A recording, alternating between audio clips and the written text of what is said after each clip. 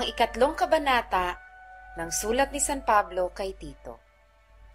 Ipaalaala mo sa kanilang pasakop sa mga pinuno, sa mga may kapangyarihan, na mga masunurin, na humanda sa bawat gawang mabuti.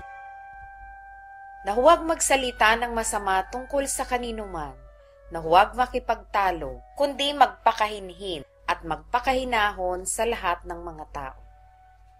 Sapagkat tayo rin naman ng unang panahon ay mga mangmang, mga suwail, mga nadaya na nagsisipaglingkod sa sari-saring masamang pita at kalayawan, na nangamumuhay sa masasamang akala at kapanaghilian, mga napopoot at tayo'y nangagkakapootan.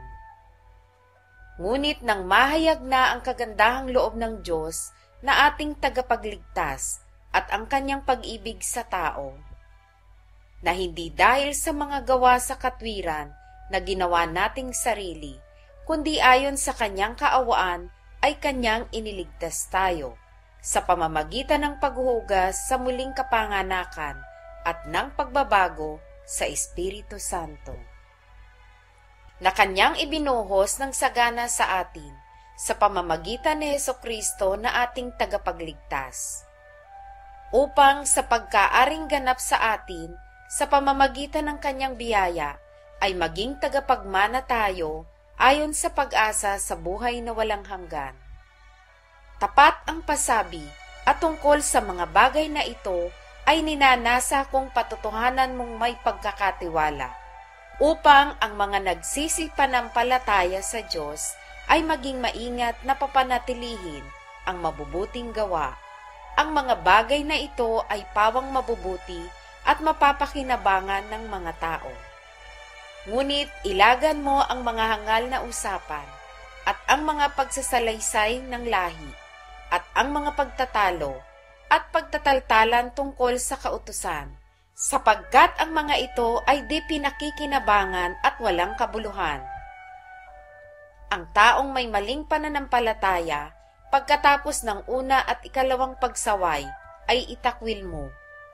Yamang nalalaman mo na ang gayon ay napahamak at nagkakasala at siya'y hinahatulan ng kanyang sarili.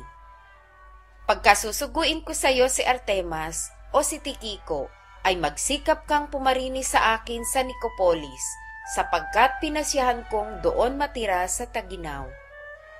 Suguin mong may sikap si Zenas, na tagapagtanggol ng kautusan, at si Apollos sa kanilang paglalakbay, upang sila'y huwag kulangin ng anuman.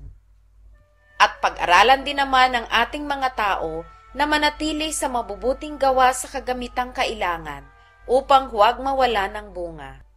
Binabati ka ng lahat ng mga kasama ko, batiin mo ang mga nagsisiibig sa atin sa pananampalataya. Biyaya ang sumainyo nawang lahat.